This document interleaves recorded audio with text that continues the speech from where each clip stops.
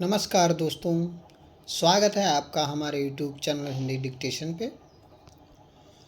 आज की डिक्टेशन है मैं बार बुक से प्रतिलेखन संख्या 32, 33 और 34। तो आप लोग लिखने के लिए तैयार हो जाइए। डिक्टेशन शुरू करते हैं 5 सेकंड बाद।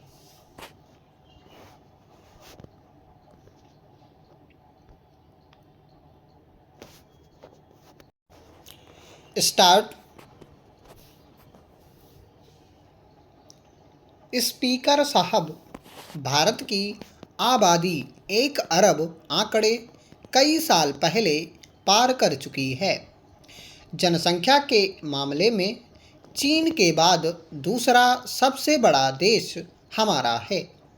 यह बात ठीक है कि साधन सीमित हैं और जनसंख्या असीमित होती जा रही है, जिसका बुरा असर हमारे अधिकांश संसाधनों पर पड़ रहा है।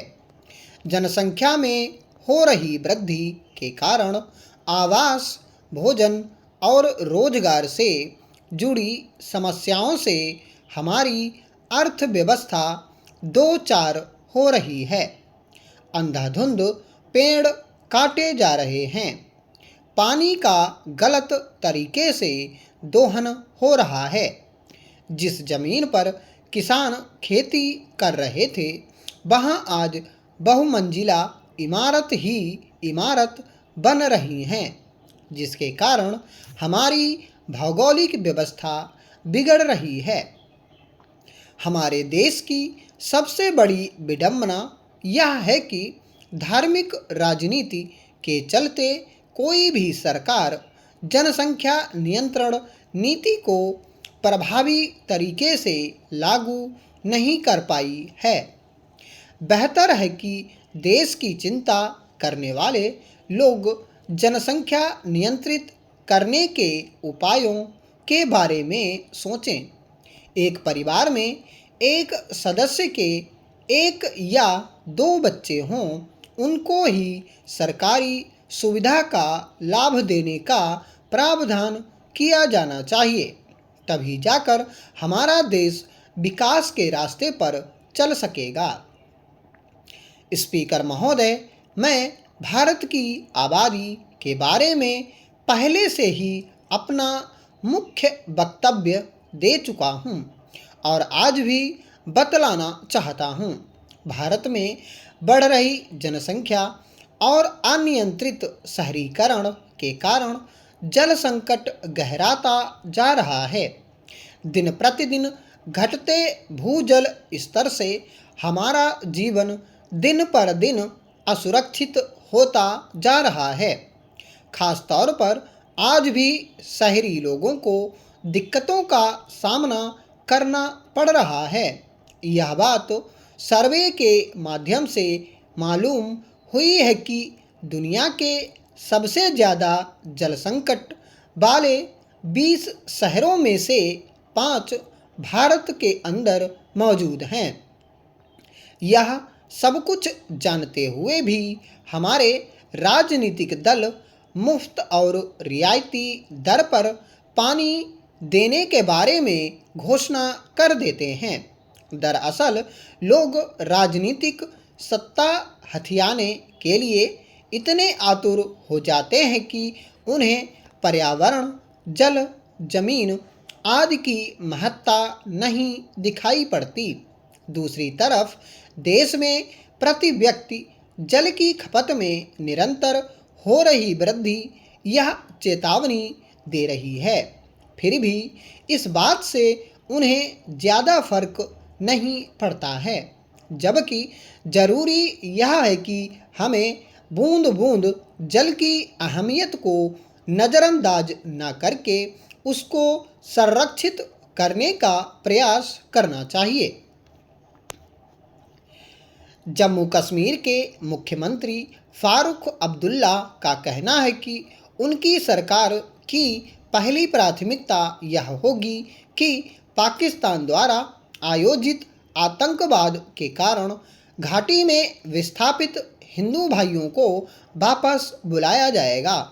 60 वर्षीय राजनीतिज्ञ शेख अब्दुल्ला ने विस्थापित हिंदू भाइयों को वापस लाने की प्रतिज्ञा कर ली है। संयुक्त मोर्चा सरकार द्वारा जम्मू कश्मीर को स्वायत्तता दिए जाने से संबंधित एक सवाल के जवाब में बतलाया कि यह सब कार्य केंद्र सरकार से होने वाली बातचीत पर निर्भर करता है। मैं फिलहाल जल्दबाजी में कोई कदम उठाना नहीं चाहूँगा। श्री अब्दुल्ला का कहना है कि हमारे चुनाव घोषणा पत्र में ये सारी बातें रखी गई थीं, जिसने यहाँ की जनता को बहुत प्रभावित किया था।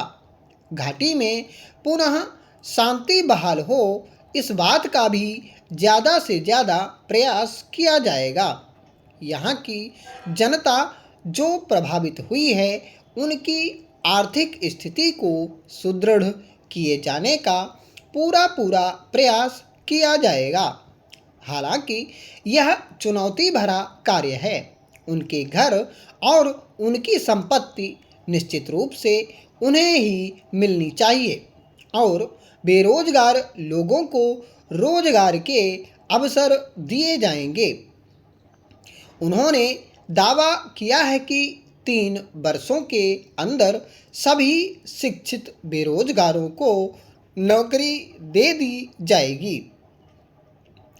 उन्हें केंद्र सरकार पर भरोसा है कि अपनी जनता से किए गए वायदों को वह पूरा करने में मदद करेगी।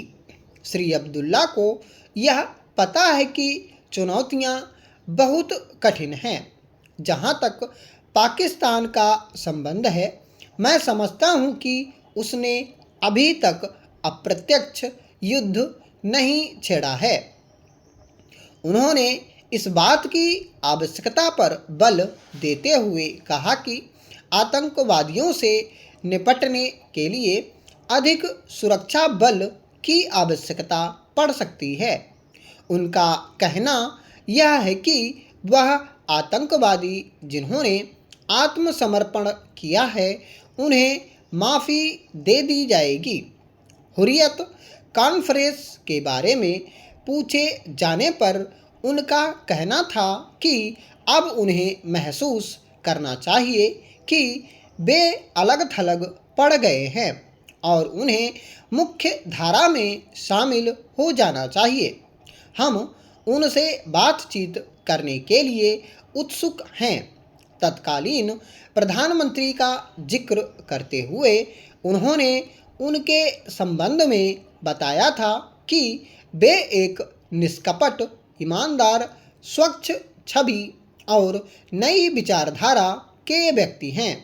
शेख अब्दुल्ला को पूरा भरोसा है कि वे जम्मू कश्मीर को अधिकतम स्वायत्तता दे देंगे। स्टॉप।